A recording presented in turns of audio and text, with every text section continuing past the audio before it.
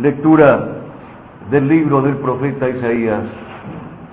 El Señor me dijo: tú eres mi servidor Israel, por ti yo me glorificaré.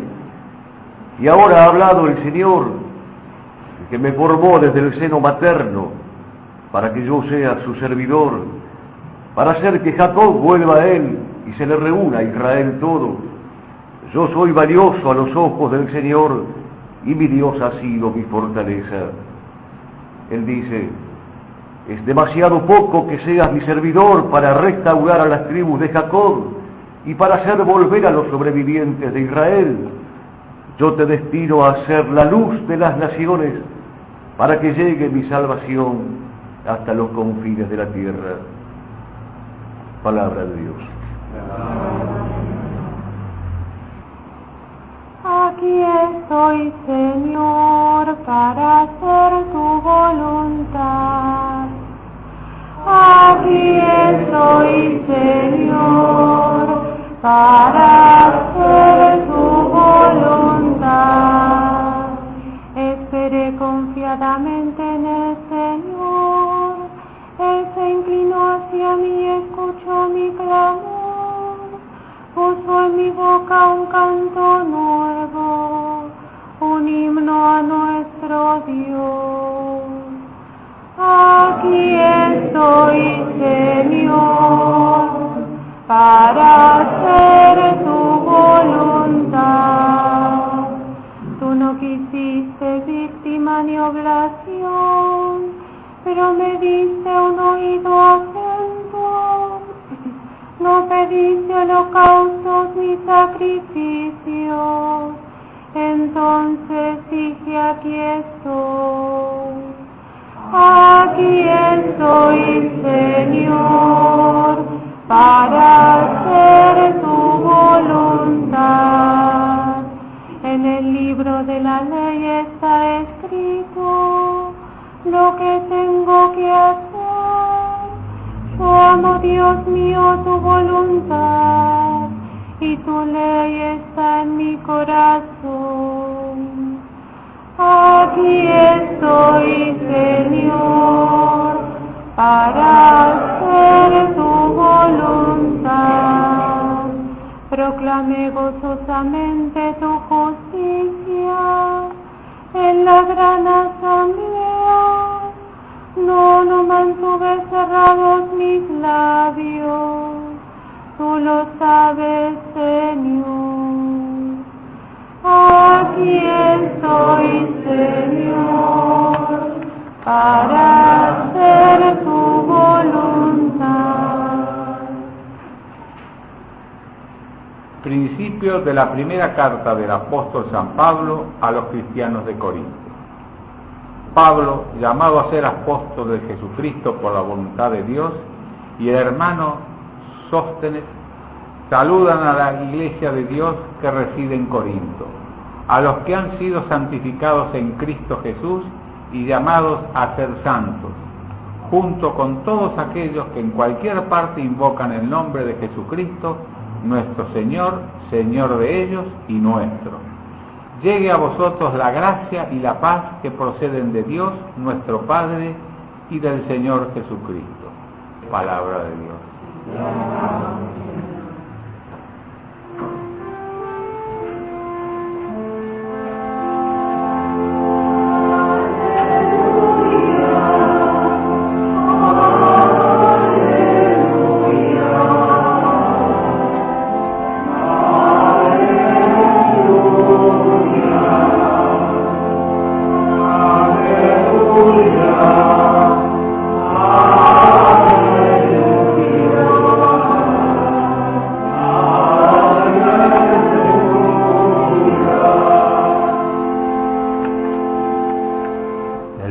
Se hizo carne y habitó entre nosotros. A todos los que lo recibieron le dio el poder de llegar a ser hijos de Dios.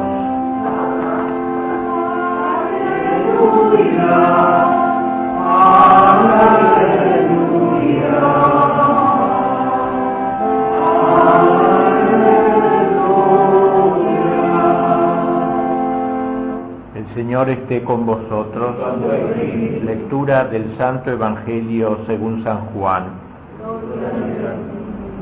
En aquel tiempo Juan vio acercarse a Jesús y dijo: Este es el Cordero de Dios que quita los pecados del mundo. A él me refería cuando dije: después de mí viene un hombre que me precede porque existía antes que yo. Yo no lo conocía, pero he venido a bautizar con agua para que él fuera manifestado a Israel. Y Juan dio testimonio: he visto al Espíritu descender del cielo en forma de paloma y permanecer sobre él.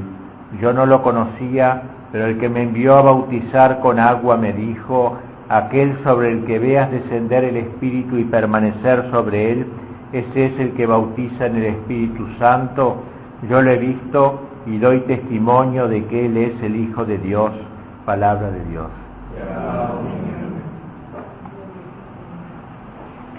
Este es el Cordero de Dios que quita los pecados del mundo, nos dice San Juan Bautista en el Evangelio de hoy, señalando a Cristo, al Mesías, a quien él reconoce y manifiesta. Ecce agnus Dei, nosotros que lo cantamos en latín, lo apreciamos en las palabras originales: he aquí el Cordero de Dios.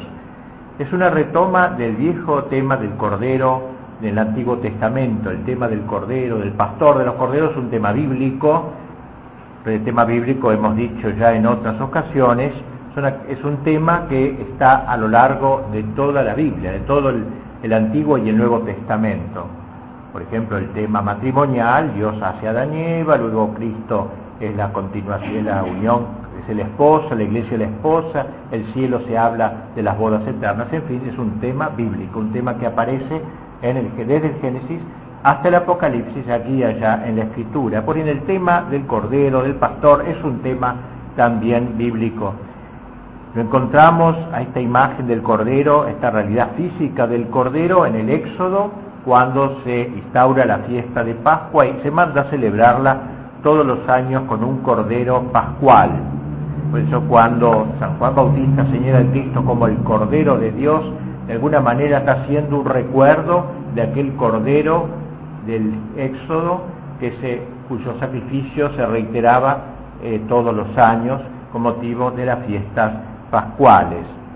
Pero hay otro lugar donde aparece un cordero, a veces se dice una cabra, un chivo, que es en el libro del Levítico, donde se habla de un sacrificio expiatorio. El pueblo judío tan pecador debía hacer cada tanto un acto público de expiación. Y cómo se lo simbolizaba o representaba ese acto interior de expiación, mediante una oveja o un chivo, al cual se lo cargaba con un arnés y se lo enviaba al desierto, se lo abandonaba en el desierto. La idea era como que sobre ese animal cargaban todos los pecados de Israel, como si se quisiera Israel sacar de encima los pecados del pueblo, cargándolos simbólicamente sobre ese chivo emisario, y haciéndolo desaparecer en el desierto. Pues bien, podríamos decir que también en esta apelación de Cristo como Cordero de Dios hay algo de este segundo aspecto del Cordero emisario, del chivo emisario, ya que Cristo nació para hacerse Cordero, podríamos decir. Dice Santo Tomás que el Verbo se hizo carne para tener algo que ofrecer en la cruz, para ser Cordero, inmolado por nuestra redención.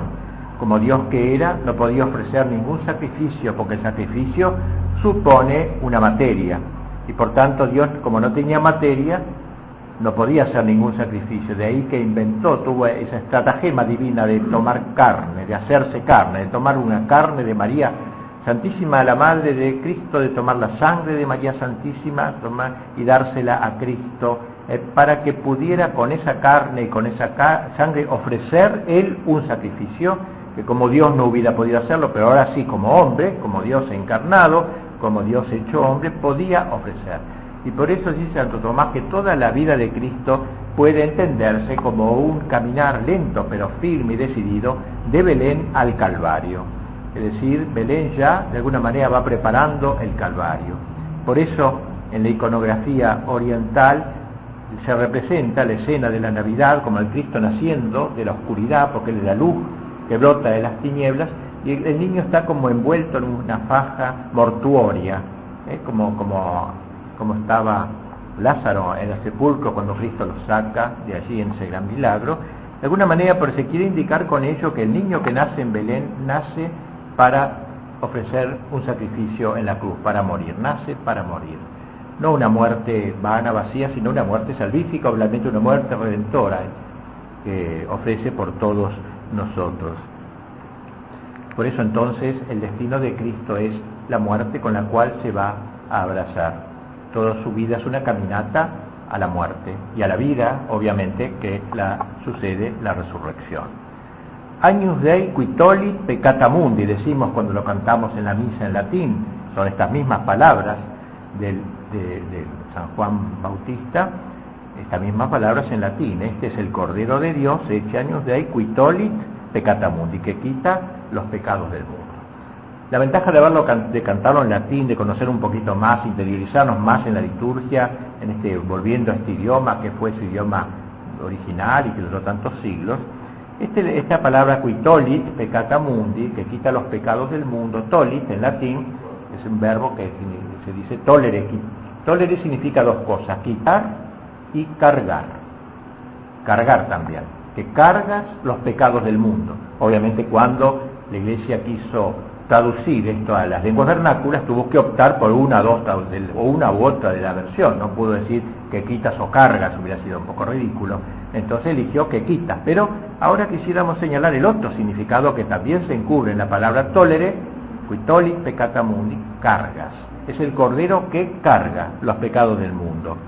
Esta idea es muy linda. Se recuerda que el chivo emisario que cargó con todos los pecados del pueblo, Cristo carga con la humanidad pecadora, como nos lo muestra la parábola del buen samaritano, cuando al pasar junto al caído, que era la humanidad, que era la oveja perdida, la oveja extraviada, la cargó sobre sus hombros y la llevó luego al mesón, que es símbolo de la Iglesia, hasta el fin de los tiempos, hasta que vuelva y le pague los trabajos que han hecho en el cuidado de esta oveja. Cristo cargó sobre sus hombros, sobre su cabalgadura, sobre sus hombros, cargó a la humanidad. Agnus Dei, Cordero que cargas los pecados del mundo. Hoy se ha perdido, lo hemos dicho varias veces, el sentido del pecado y por tanto el sentido de la redención.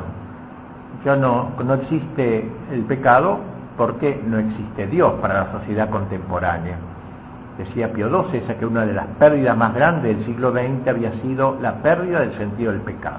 Es decir, la gente peca, por cierto, y peca mucho, y peca quizá más que antes, pero sin embargo no tiene conciencia de que peca, cree que eso es un pecado, no sabe lo que es el pecado.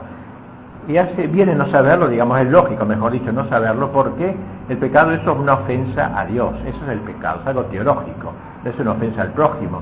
Si hay una ofensa al prójimo, peco porque al ofender al prójimo, ofendo a Dios que me manda amarlo al prójimo. En realidad el pecado es algo contra Dios. Pues bien, si la sociedad moderna quiere marginar a Dios, olvidar a Dios, obviamente debe marginar el pecado, que es la ofensa a ese Dios al cual se quiere marginar. Y por eso entonces decíamos que en la sociedad moderna no hay concepto del pecado y por tanto tampoco hay concepto de la redención. Porque si no hay pecado no tenemos por qué ser redimidos, o cada uno se las arregla como puede, cada uno trata de hacer lo que puede. Hoy si uno es un enfermo espiritualmente, va al psicólogo, no va al confesor, porque no existe el pecado. Por eso este Cristo hoy, así calificado por Juan como una oveja, un cordero que carga con los pecados del mundo, nos trae el recuerdo, esta imagen olvidada de lo que es el pecado, de lo que es la ofensa a Dios, de lo que es el Dios ofendido y de lo que es la redención, y cómo el hombre no puede salvarse sin un redentor, y cómo aquel caído que bajaba de Jerusalén a Jericó y quedó tirado en el camino, no podía levantarse solo, estaba medio muerto, no podía hacerlo solo, tuvo que venir otro que lo levantara. Así el hombre no puede salvarse solo, no puede autorredimirse, como tantas ideologías modernas se ofrecen a redimir al hombre, a salvar al hombre, etcétera. No es posible desde abajo. que el hombre se levante, se restaure, el herido estaba muy averiado como para levantarse solo, tuvo que venir de afuera, de lejos, un samaritano, bajar de Jerusalén a Jericó, bajar del cielo a la tierra para cargar y redimir a esta gran oveja perdida que es la humanidad. Dice el Evangelio de hoy que San Juan, cuando vio acercarse a Jesús, dijo, a él me refería cuando dije, después de mí viene uno que es anterior a mí, que me precede, porque existía antes que yo. Aquí muestra San Juan Bautista, señala su carácter de precursor, el que va delante. Pre quiere decir delante y cursor, corredor, el que corre delante, el precursor, es el que va delante de Cristo, va preparando la venida de Cristo.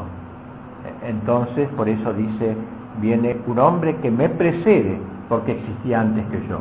O sea, ese Cristo que nació después que él, sin embargo, lo precede porque es Dios. Aquí hay una afirmación del misterio de Cristo, de la humanidad y de la divinidad de Cristo. La humanidad hace de ese Jesús alguien semejante a él, que es también hombre, pero lo precede porque Cristo tiene vida como Dios desde la eternidad. Por eso es un acto de fe el que enuncia San Juan cuando dice esta frase, después de mí viene un hombre que me precede, porque existía antes que yo. Yo no lo conocía, pero he venido a bautizar con agua para que él fuera manifestado a Israel. Y termina el Evangelio, yo lo he visto y doy testimonio de que él es el Hijo de Dios. Vi y doy testimonio. Aquí San Juan Bautista está señalando que ese carácter de precursor no es algo meramente cronológico, alguien que corre delante, que va delante del Mesías, sino que es alguien que está dedicado a manifestar al Mesías, a manifestar, a señalarlo con el dedo, es decir, este es el Cordero de Dios, este y no otro, este es el Cordero de Dios. Yo vi y doy testimonio, y muestra cómo la humildad que él tiene al declararse que detrás de mí viene alguien que es superior a mí, que es antecesor a mí, es la humildad propia del apóstol, del que sabe que no es él quien obra, sino en última instancia Cristo a través de él. Pues bien, amados hermanos, nosotros somos llamados a ser también precursores de Cristo en alguna forma. Debemos correr siempre delante de Cristo, es decir, quiero decir que en realidad debemos darnos cuenta que no debemos vivir en la vida, el tiempo que nos toca vivir, simplemente como uno más en la caravana de los hombres, sino que debemos estar señalando que detrás de nosotros viene Cristo, es decir, anunciando a Cristo, proclamando a Cristo, no en todos los momentos de la vida, por supuesto, pero cuando hay que hacerlo. El ser apóstol no es algo reservado, como lo hemos dicho tantas veces, a un grupito selecto de católicos que pertenecen a alguna organización católica, Acción Católica o algo semejante, sino que es un deber íncito en el mismo ser cristiano. Por el hecho mismo de bautismo, estamos llamados a ser como Juan Bautista, precursores, a correr delante. Detrás de mí viene otro, saber señalar al Cristo, saber manifestar a Cristo. Lo he visto y he creído, tengo fe y lo manifiesto. La manifestación, el apostolado es un fruto de la fe. La fe del católico debe ser una fe expansiva, no una fe puramente hacia adentro, sino una fe que trata de expandirse, y por eso he visto y doy testimonio, el celo de las almas, esa virtud de la caridad en su grado más exquisito, porque si dar un vaso de agua, como dijo Cristo en el Evangelio, no quedará sin recompensa, el que me da un vaso de agua por mí no quedará sin recompensa, cuanto más el que da un vaso de gracia, podríamos decirle, que es apóstol. Cuánto más grande es hacer apostolado que dar de comer. Está bien esto, dar de comer. También Cristo dijo que estaba hambriento y me diste de comer. Pero el apostolado es aún superior a estas obras de misericordia corporal, porque es tratar de que los demás se acerquen a Dios, vivan la vida de la gracia, se salven, se santifiquen. Todo eso es. Y hay tantos católicos, vamos a decir la mayoría, los católicos que no sienten en su interior ese celo de las almas. Celo significa un ardor, es todo lo que diferencia un alma, digamos, tibia o fría o tibia, peor es tibia que fría casi, de un alma ardiente, ardorosa, fervorosa, un alma capaz de incendiar, de ser seguidor de aquel que dijo: he venido a hacer fuego sobre la tierra, y que quiero sino que arda. De modo que imitar al Bautista, que pasó su vida con el dedo extendido: este es el Cordero de Dios, corriendo delante, anunciando, dando el testimonio de que Cristo es el único Salvador, el único Redentor. Imagen pues del Cordero, que decíamos es una imagen bíblica porque la vemos de nuevo a reaparecer nada menos que en el Apocalipsis, el libro terminal de la Sagrada Escritura, cuando se habla de un Cordero sentado en el trono, inmolado y de pie, dice Apocalipsis en el capítulo 5. Inmolado, es decir, muerto, que ha muerto por nosotros, y de pie, resucitado. En ese símbolo se representan los dos momentos del misterio pascual: el momento doloroso de la muerte de Cristo, inmolado, el Cordero inmolado por nuestra redención, y de pie porque ha vencido a la muerte. Así que esto aparece también en el Apocalipsis, la imagen del Cordero. El antiguo tipo del Cordero pascual o del chivo expiatorio, que se ha cumplido en Cristo, en el Mesías, nos da una garantía de que la parte no cumplida del Apocalipsis, que el Apocalipsis anuncia, un día se cumplirá. La Eucaristía que ahora estamos celebrando y que vamos a seguir, el santo sacrificio de la misa, recoge en una unidad todo lo que hemos dicho en esta breve homilía. Hace estar presente entre nosotros al Cordero liberador del Éxodo, al Cordero redentor de que habla el profeta Isaías, traspasado por nuestras rebeldías, al Cordero que un día Juan Bautista señaló a quienes lo rodeaban, al Cordero de la cruz y al Cordero que nos espera en su trono, el Cordero del Apocalipsis. Qué bien dijo Fray Luis de León en su libro Los nombres de Cristo, cuando habla de Cristo como pastor, que es un pastor raro Cristo, porque es un pastor que quiere ser comido. Normalmente el pastor cuida las ovejas y nada más, les da de comer. Aquí en este caso, el pastor, yo soy el buen pastor, el verdadero pastor, dijo Cristo, ahora quiere ser comido. Señor, eres pastor y pasto, te das de comer. El alimento no es otro, eres tú mismo que te nos das en alimento. Por eso en la misa decimos en dos ocasiones: una, dice el sacerdote y todos con él cantamos el Agnus Dei, Quitolit peccata mundi, miserere nobis, lo cantamos 3 veces, después dona nobis pacem, danos la paz. Obviamente acordémonos en ese momento de la figura de Juan señalando: he aquí el Cordero de Dios. Está tomado de él estas palabras que quita, Quitolit peccata mundi, que quita los pecados del mundo. Y la segunda vez que se alude a esta frase del Bautista es cuando el sacerdote levanta la hostia antes de dar la comunión y dice: felices los invitados a las bodas del Cordero. Apocalipsis 19:9. O sea, la Eucaristía es un preludio de las bodas del Cordero. El Cordero que el Apocalipsis lo ve inmolado, pero vencedor, triunfador del amor.